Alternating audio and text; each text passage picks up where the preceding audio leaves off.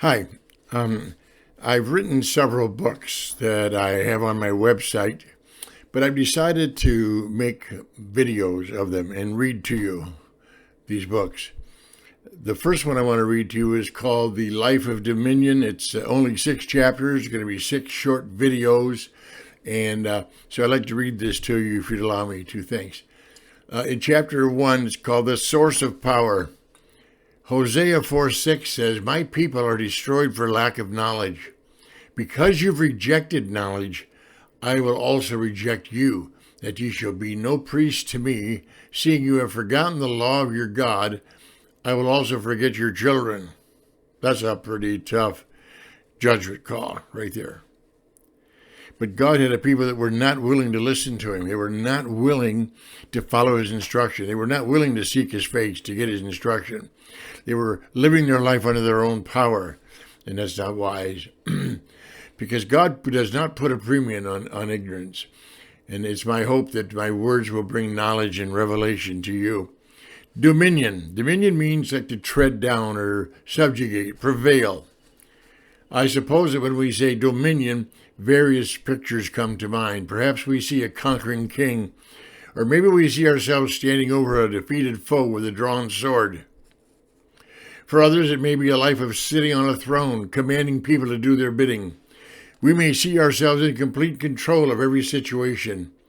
Then there's the thought of sovereignty, the rugged individualist who is free to do as he pleases without interference from others. I could go on, but I think you get the picture. When I speak of dominion, I place it in context of our daily lives, where we are right now. Most of us will not be sitting on a throne dictating to others, nor will we be in a physical fight with a foe. Dominion has more to do with power to tread down, subjugate, and prevail. If we actually had the power of dominion, we would be living an overcoming life right now.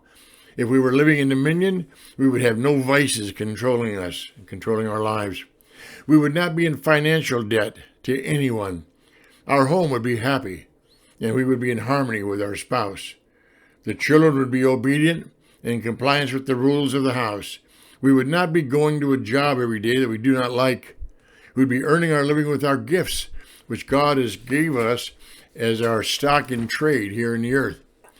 We would be reasonably healthy for our age, and we would meet the challenges of our life as well as the lives of others in our acquaintance with an attitude of no problem, can do.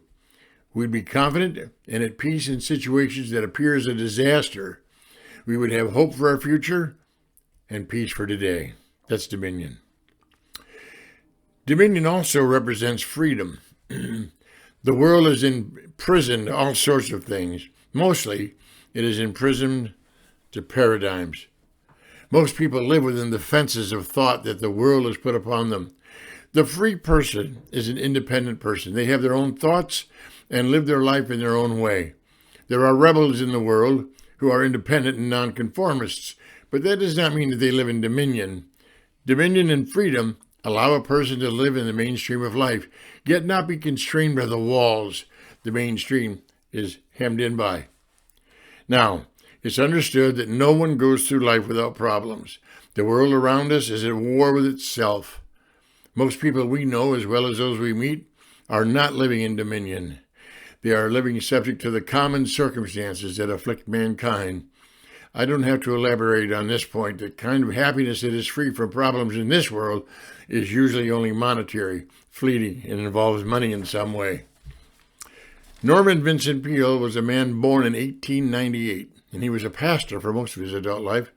He wrote a best-selling book in 1952 called The Power of Positive Thinking. Perhaps you've read it and seen it. There were many other popular books on various forms of positive thinking written near that time, as well as many takeoffs and repeats that have been written since. They make for interesting reading. Most are geared to getting things.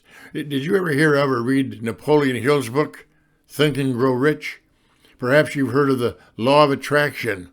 I've read many of these books, and they all promise the same thing. The bottom line, the promise is, if you can believe and have faith in yourself, you can do and have anything you want. This is partly true. If you are looking to acquire things and you measure success by how many things you have. You can have those things by selling out everything of value in your life and give yourself wholly to obtaining those things. Napoleon Hill was a married man, but he advocated not engaging in sexual activity so he could transmute his sexual drive into his business. That's not dominion. This is a prison, a bondage to success that made him not the one with dominion, but the one who was dominated. The power of dominion is not in us as a result of positive thinking. Now for a personal note. I put these things into action in my life many years ago. I gave myself to business and I did well financially. I was driven by something called personal freedom. For me, that meant that I had to have money. I worked diligently and created for myself a source of steady, passive cash flow that gave me freedom to come and go and do most of what I wanted. I was only 34 years old, but I still did not have dominion. I simply had some money. I was a lousy father, I was an inattentive husband, and I had no idea what life was really about. Over the years, I've also learned that people with natural drive can make these things happen. Most, I have found, read the books, but they're not able to put the principles into action. The books were mostly written by people who had a natural inclination for making money and who were also driven to something called success. This was measured by money and things. This is not dominion. As I stated above, this world is at war with itself. It's a rebellious, unruly place, and there are unseen forces that create havoc and withstand man's effort to rule. The evidence of my assertion is found in the headlines of the daily news. If you have children, you can see it in them. The divorce rate for all sections of society in the United States is at least 50%. I've had occasion in my life to be intimately involved with couples and families, and I've seen the backside of the tapestry, that which is not readily obvious to the public or even to friends and family. The health of the nation, physically and mentally, is dominated by drugs and doctors. Dominion is a scarce commodity, yet we are a financially rich nation. Therefore, it takes more than money to have dominion. Power for true dominion is not naturally found in the soul of a man. The power to rule and prevail is outside of man's nature. It must be acquired. So by now in your life, you must either believe or have considered that there's a God in heaven who rules in the affairs of men. I know for certain there's a God in heaven, and it is He who holds the mysteries of dominion. It's not something that you have to fight for or wrench from Him. He's not telling you to crawl up the steps of some cathedral to gain His favor. He freely gives it to us. Now, part of the reason you were created was to have dominion over the earth. It's the will of God for you to have dominion over your life. We see man's dominion over the animals, over the land, and he's even threatening dominion over space. Man is God's majestic creation. We are fearfully and wonderfully made.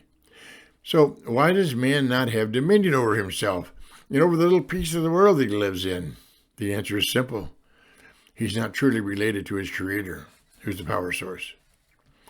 I'm not advocating religion, nor am I telling you to go to church.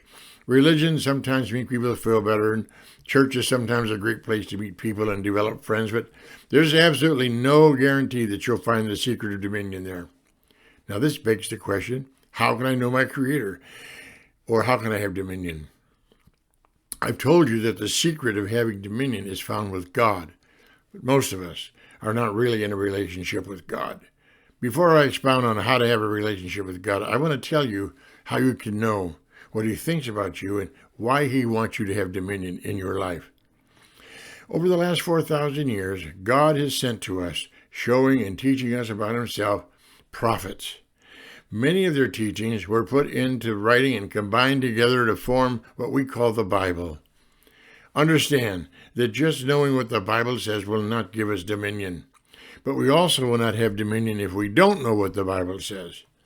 Knowing what the Bible says gives us knowledge and authority, or the right to have a dominion. But knowing God gives us the power to use the authority to have dominion. Having dominion requires both knowing how and being aligned with the source of the power. Many people have read the Bible, or at least parts of it, and proclaim that they did not understand it. From the beginning to the end of the Bible, there is a story, a theme, though it's hidden in the many writings of the prophets. I wrote a short book called The Door. It's available on my website, identityanddominion.com. It cuts to the chase and takes the reader through an outline of what is recorded in the Bible. The story of God, the story of man, the story of the evil one, the story of the world, the story of eternity. It will not give you the mystery of dominion, but it will put together the entire plan and purpose of God in creation. You will have a better understanding of what you are reading when you do read the Bible. I say this because I have no way of knowing the level of understanding that you possess. The Bible was written over a period of 2,500 years, with over 40 men contributing, and few were contemporaries of one another. They were alone, chosen out of humanity to be his mouthpieces. Their writings, though different, and each given to different times, nevertheless, they agree. Each had a piece of the whole and wrote what they knew. It requires diligent seeking and meditation to mine out and separate the nuggets of truth. It is the truth, known and acted upon, that makes us free from the inherent weakness of mankind. In their writings, you'll see why God hid the riches of true dominion until just 2,000 years ago. It is written, "It is the glory of God to conceal a matter. It is the honor of kings to search it out." And I've done that. I've searched for over 44 years. I have dominion over my world as a result. So God is the source, and he is the power of the source of dominion. Now please, go to the next video, number 2. Believing is receiving, and see how you can tap into that source.